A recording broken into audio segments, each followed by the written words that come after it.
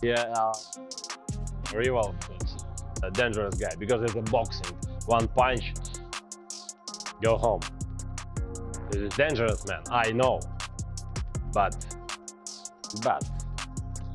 So therefore, the only way, if anyone is to beat him, is by knockout. And this isn't Floyd Mayweather boxing at 147 pounds and probably being in the ring at 155, maybe something like that. This is Alexander Usyk.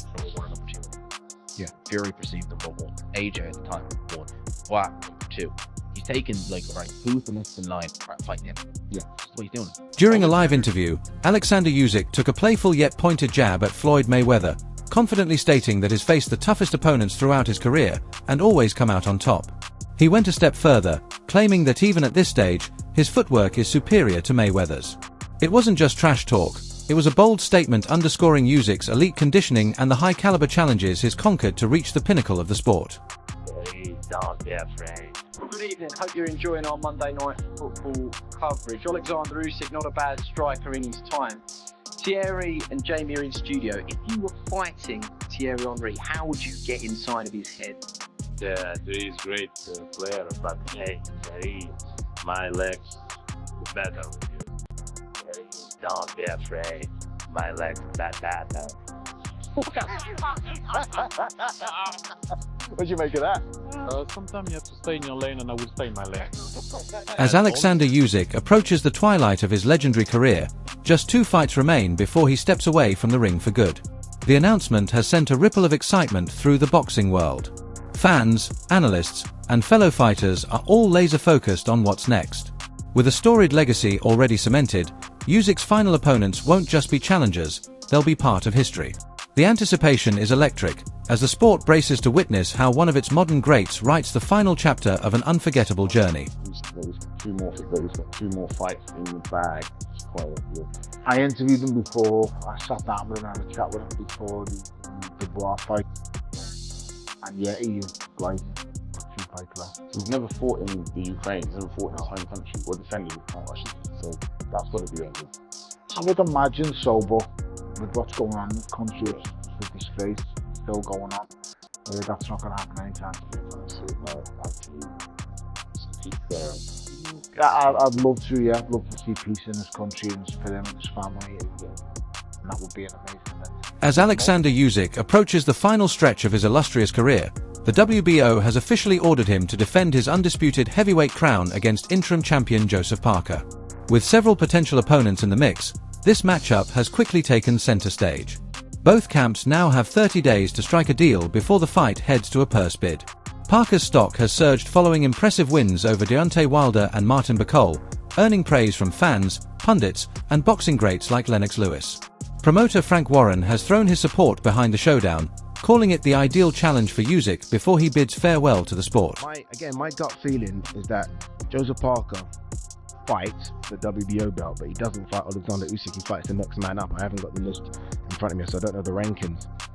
So I guess if you're Joseph Parker, the question is, I mean, what is it you want? Ultimately, if you want a world title shot and you think you've been blackballed from getting a world title shot or pushed to the back, then well, here it is. Here's your world title shot. You're going to fight for a world title, right?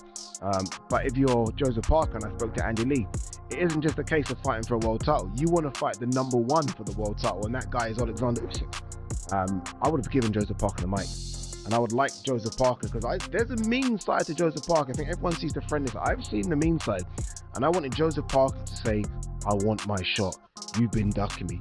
All these things might not be true, but do it. Sell it. The crowd would have gone a bit wild, right? Because I think a lot of the crowd want Joseph Parker to get his shot, but that's not what happened.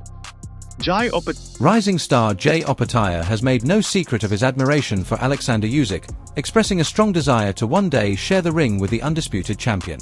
To Opetaia, Usyk isn't just a dominant force, he's a generational icon.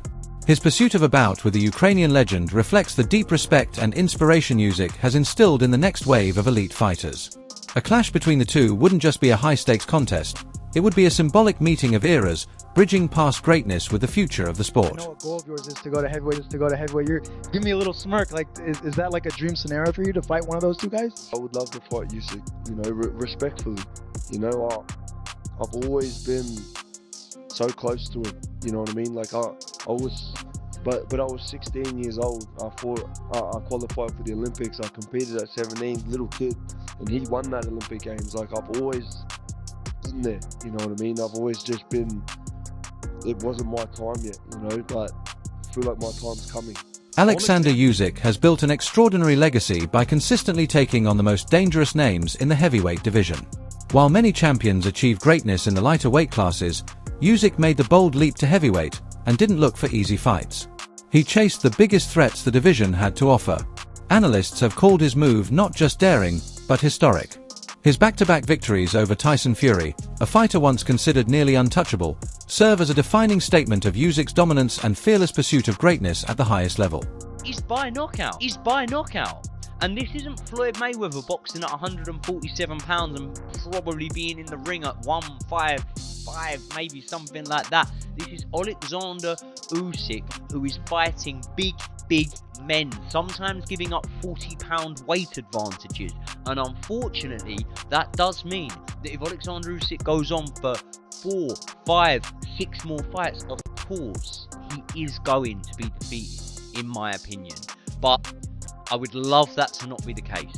I would love it to not be the case. What I would love to be the case right now, as a boxing fan, is Alexander Usyk to walk off into the sunset. I think he's proven everything that he could possibly prove. And there's been debates, and especially I remember after the first few Joshua fights, there were debates over sort of Alexander Usyk's status compared to Evander Holyfield. What sets Alexander Usyk apart from his peers isn't just his flawless record, it's how he built it. He never shied away from danger, he ran toward it. Every opponent posed a real threat, every stage was high stakes. Yet time and again, Usyk rose to the moment with composure, brilliance, and elite ring IQ.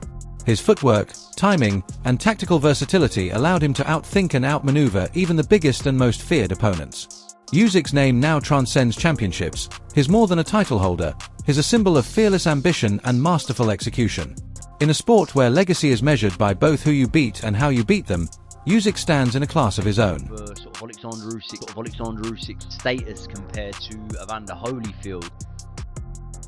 Listen, that argument, a lot of people wanted to rubbish that at first. That argument is a real argument that can be made now, because when you look at what Alexander Usyk's done, remember Evander Holyfield was in a cruiserweight division that I'm not going to say was in its infancy, but it wasn't, it wasn't the cruiserweight division that Alexander Usyk was in. The cruiserweight division that Alexander Usyk was in, I believe, was a more stacked, more competitive cruiserweight division. And the way Usyk left that division, he left it by cleaning it out. The World Boxing Super Series tournament was something that actually got the best fighting the best and got the best names coming into it and entering, and we weren't really seeing that at the time. Floyd Mayweather has long been hailed as the pound-for-pound king of his era, renowned for his flawless technique, defensive genius, and unblemished record. His dominance across multiple weight divisions secured his place among boxing's all-time greats. But in today's landscape, Alexander Usyk has risen as a rare peer, someone whose accomplishments invite comparisons once thought unimaginable. With undisputed titles in multiple divisions and victories over some of the heavyweight division's most dangerous names, Usyk has positioned himself as this generation's true pound-for-pound force. If the two ever shared the ring, even in an exhibition, it would be far more than just a show.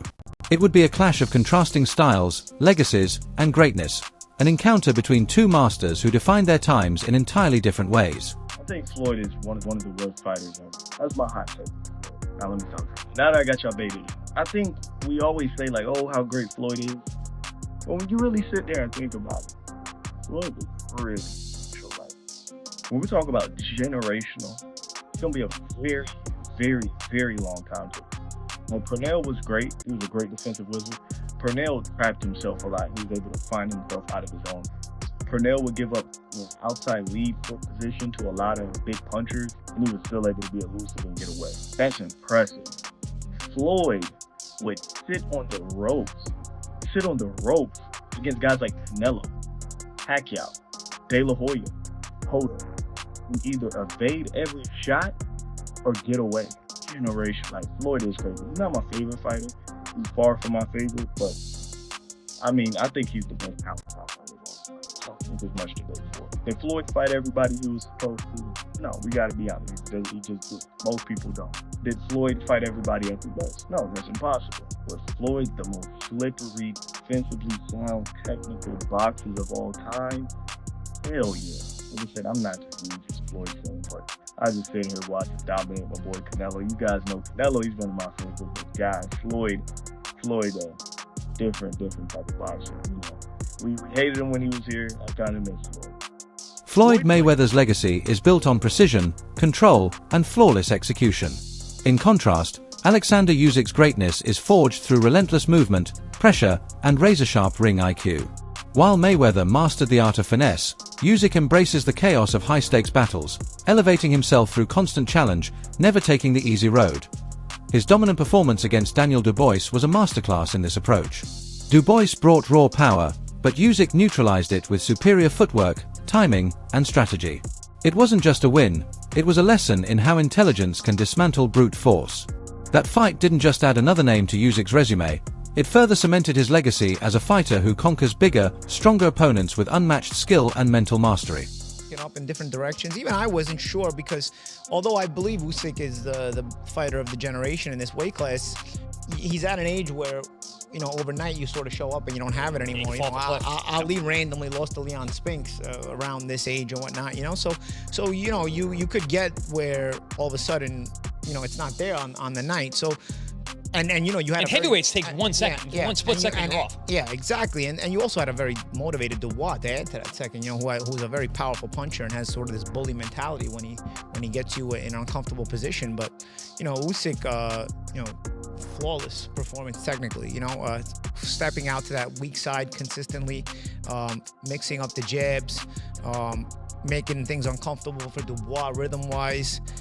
He seemed more aggressive, right? Normally, I think with some of the bigger guys, he slides to the weak side, slides to the weak side. This was different. I think with Dubois, the psychology is kind of out of the bag in that you got to kind of bully the bully, you know, and Dubois came out trying to bully him a little bit, so he started touching him and hitting him, and he started taking it to him because you start backing him up, you start putting him in a situation where he starts to doubt himself, and Dubois doesn't really come back from that very often. As a matter of fact, he doesn't bend, he breaks. In the fight, I thought he's a little bit awkward, Dubois. I don't know, he's one of those awkward strong guys. Yeah, he's just like super strong, awkward as hell. He goes down and he takes the full count, and then he just gets up at 10 and walks across the ring right in front of Usyk, who's celebrating middle of the ring, like with his hands up in the air. Just casually walks right by Usyk's celebration as if he didn't just get counted out to 10.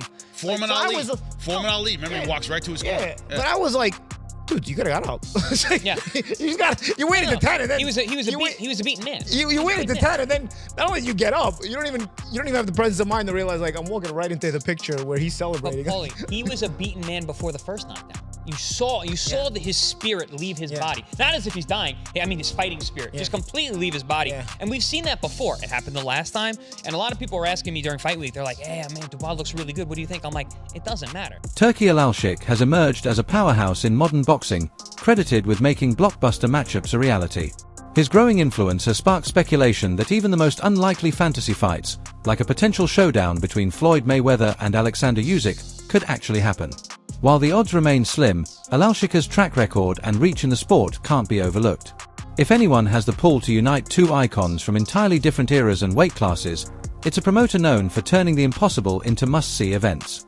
Turki Alalshikh might be the only billionaire I truly like. Don't get me wrong, if you're a billionaire, you're probably hiding some pretty shady stuff, not gonna lie. But this dude is you know, this guy is a huge combat sportsman. Mostly boxing. This guy does everything he can to try and create the best boxing events in the world. Dude uses his money for the power of good by creating the most testosterone, aura-filled boxing matches imaginable. And after seems like forever, months, maybe even years of him trying to get Canelo Alvarez to fight Terrence Crawford, finally penciled it in. He got it done a couple months ago. Here's why I'm making this video. Turki Alalshikh, either one of these two guys win by knockout is going to give out a huge bonus to them. It's important to note that this isn't going to be like a $1,000 bonus that they have in the UFC. We're talking Saudi oil money. It's millions and millions of dollars. This is a quote by him: "We will not have Tom and Jerry fights anymore. we will have in this fight and in our next fights is bonus for a KO. Thank God. The biggest reason why I'm more of an MMA fan, even a bare knuckle fan, than boxing is because I'm tired of the dancing. 12 rounds, dancing. It literally puts you to sleep. And the last boxing event I paid for, I don't even remember the dude's freaking name. It was the last guy I think Canelo Alvarez fought. I don't even care to know his name. All the dude did was dance around for 12 rounds just to lose. He didn't do anything. It was one of the worst fights ever. Everybody thought they got scammed because they had to pay money for that. Even Turki Alalshikh was pissed. You can see it because he's done with this crap. He's done. He's finally putting an end to this. He's going to be giving out probably $1 million bonuses for every time somebody gets knocked out. Thank God. All right? Now I'm actually excited for this fight. One of the most respected aspects of Alexander Usyk's career is his character. Despite collecting titles and accolades at the highest level, he remains remarkably humble, a sharp contrast to the flashy bravado often associated with fighters like Floyd Mayweather. Fans and analysts alike admire Usyk's quiet confidence, viewing it as a sign of deep respect for the sport, his opponents, and the people who support him. This humility only adds to the authenticity of his greatness. Derek Chisora once compared Usyk to Muhammad Ali, and it's easy to see why. Usyk brings the grace and agility of a lighter-weight fighter into the heavyweight division, a space typically ruled by raw power. His movement isn't just beautiful to watch, it's a weapon. Tactical, purposeful, and highly effective, Usyk's footwork and control offer a refreshing and rare dynamic in a division built on brute strength. You get it wrong. Wrong. You don't box this guy. It's like, how can I explain it to you in a way you understand? We can't box him. He's just too good. He's just unbelievable great. Forget good, he's amazing. He's great, he's amazing. He's like the white Muhammad Ali. He might not talk like Muhammad Ali, but he is the Muhammad Ali of the last generation. You understand? We have to give him the credit where it's due. Yeah? He is that guy. From the very start of his career, Alexander Usyk chose the hard road. Rather than chasing easy victories, he consistently sought out the toughest opponents, often on their home turf. He traveled across continents, adjusted to hostile environments, and proved himself against a diverse range of fighting styles. What sets Usyk apart is his fearless pursuit of greatness, even when the odds weren't in his favor. While many champions take the safer path, Usyk built his legacy on risk, resilience, and relentless ambition. His journey isn't defined by comfort, it's a testament to courage, and it's that mindset that ultimately dropped Daniel Dubois and continues to elevate Usyk's status among the sport's all-time greats. I'm sorry. I can't help it, man. I fucking love this. Honestly, I fucking love this game.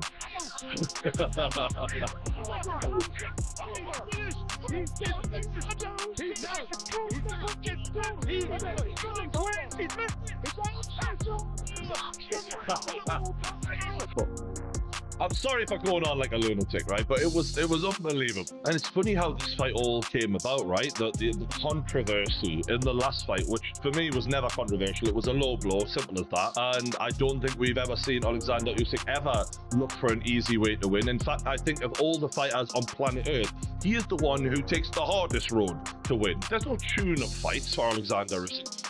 Biggest fight in a heavier weight than he should even be fighting at, and he makes life harder for himself, not easier. And I think he has proven his character time and time again. But yet he was accused of not being, a real Christian because he was a cheat. He was accused of deserving an Oscar because he was a play actor and robbing Daniel Dubois of what should have rightfully been his, which was a world title. And after the Tyson Fury fight, Daniel Dubois stepped in the ring and called him out, and Alexander Usyk immediately turns to Turki Alalshikh and says, "Mr. Excellency, make the fight." He had no problem in setting this up, and immediately you kind of think he was in the middle of talking about his father. I think at the time it was an emotional moment. That's a time where when you've accomplished what he's done, you deserve respect, and I think he was disrespected there, and I think he took that personally. In the words of Michael Jordan. Now, in the first round, Alexander Usyk did exactly what he needed to do to Daniel Dubois. Daniel Dubois coming in with a load of confidence, wanting to be the aggressor, wanting to be the dominant bull that he was